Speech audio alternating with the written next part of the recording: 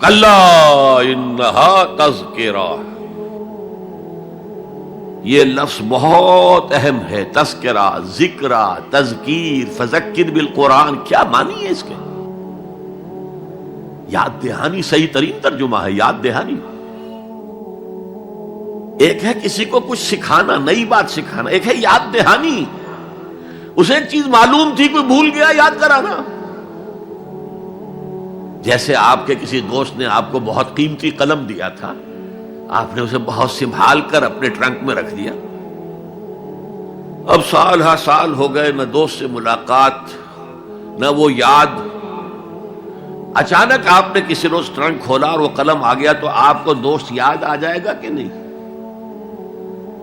اسی لیے قرآن آفاق و انفس کے لیے آیات کہتا ہے. ہم اپنی آیات دکھائیں گے تمہیں، نشانی جس کو دیکھ کر تم ہمیں پہچانو گے. اور تذکرہ کا مطلب کیا ہے؟ پوٹینشلی ایمان ہر انسان کے دل میں موجود ہے. یہ جو روح جو ہمارے قلب کی مسکن نکین ہے، اس میں اللہ کی معرفت بھی ہے، اللہ کی محبت بھی ہے. البتہ ذہول کے پردے پڑ گئے ہیں، بھول اور نسیان طاری ہو گیا ہے.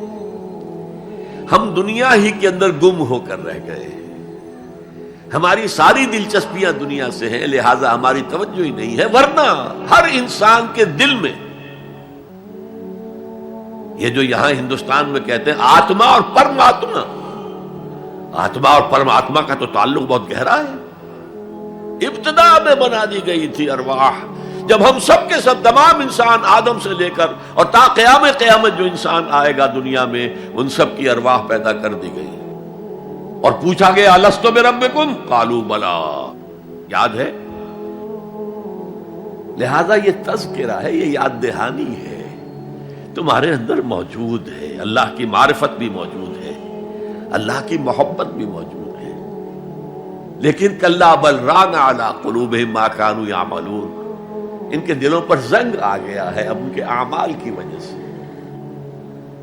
شیشہ جو ہے وہ زنگ آلود ہو گیا. حضور نے فرمایا ان هذه القلوب لتصدع كما يصدع الحديد اذا اصابه الماء، ان دلوں پر بھی زنگ آ جاتا ہے جیسے کہ لوہے کے اوپر پانی پڑتا رہے تو اس کو زنگ آ جاتا ہے.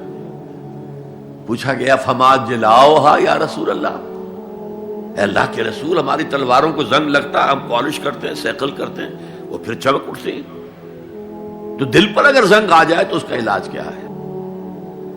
دو چیزیں فرمائی، کثرت و ذکر الموت و تلاوت القرآن. دو کام کرو کثرت سے، موت کو یاد رکھو، یہاں رہنا نہیں ہے، جانا ہے. یہ ہمارا گھر نہیں ہے، یہ ہماری منزل نہیں ہے. ہمارا اصل گھر جو حضور نے فرمایا انما الدنیا خلقت لکم وانتم خلقتم للآخرہ، یہ دنیا تمہارے لیے بنائی گئی، تم آخرت کے لیے بنائے گئے ہو.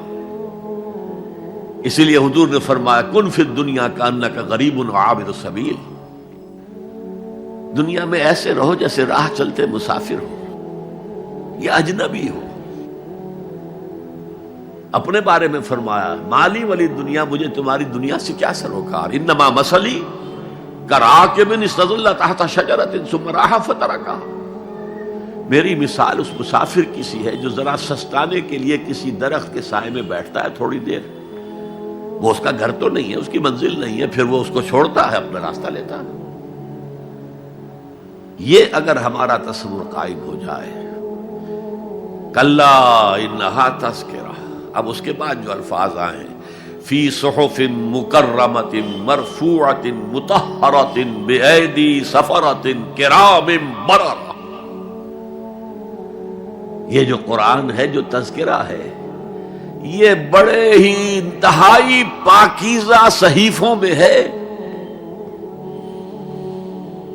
فی صحف مکرمۃ، بڑے باعزت، مرفوعۃ مطہرۃ، مرفوع بلند اور انتہائی پاک.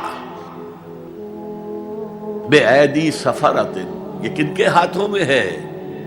لکھنے والے وہ فرشتے. بے ایدی سفرۃ کرام بررہ، جو نہایت باعزت ہے، بہت وفادار ہے اللہ کے. یعنی اصل قرآن کہاں ہے؟ لوح محفوظ میں ہے. اصل قرآن کہاں ہے؟ ابھی اگلی جو پڑھیں گے ہم، کتاب مکنون، چھپی ہوئی کتاب کے اندر ہے. اصل قرآن کہاں ہے؟ وَإِنَّهَا لَفِي أُمِّ الْكِتَابِ لَدَيْنَا لَعَلِيٌّ عَظِيمٌ. یہ تو اس ام الکتاب میں جو ہمارے پاس ہے، بہت بلند ہے اور بہت عظمت والا ہے.